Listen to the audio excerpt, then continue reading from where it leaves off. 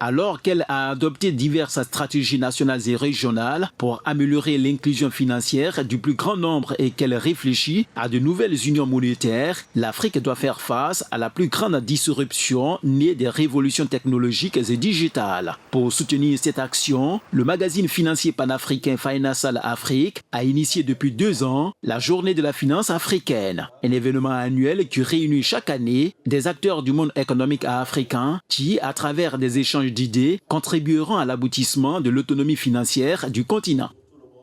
Cette journée est en quelque sorte le lieu d'une réflexion sur ces nouvelles technologies, sur leurs conséquences sur l'activité économique.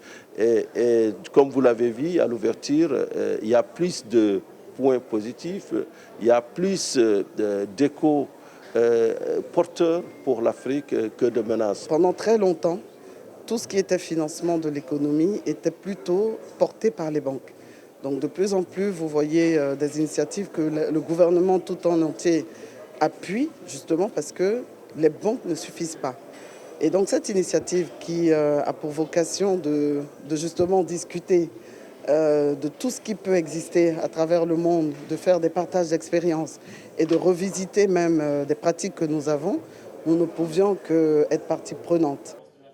Pour cette 2e édition, la plateforme spécialisée dans l'information économique africaine a appelé à réfléchir sur la monnaie, la disruption et l'inclusion financière à travers des panels. El Mostafa Belkayat est l'un des panélistes.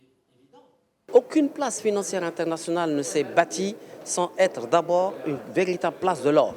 Donc il faut réfléchir comment Abidjan peut devenir un centre, le centre africain de l'or, puis pourquoi pas un centre mondial de l'or. Et pour cela, il est tout à fait possible de mettre en place une plateforme avec des institutions prestigieuses.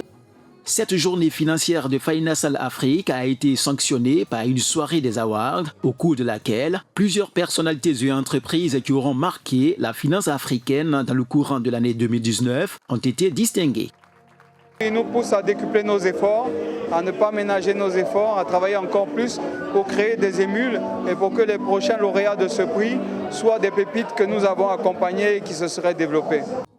Ce sont quelques 250 financiers, banquiers et opérateurs de la crypto-monnaie qui ont pris part à l'édition 2019 de Financial Afrique en terre ivoirienne.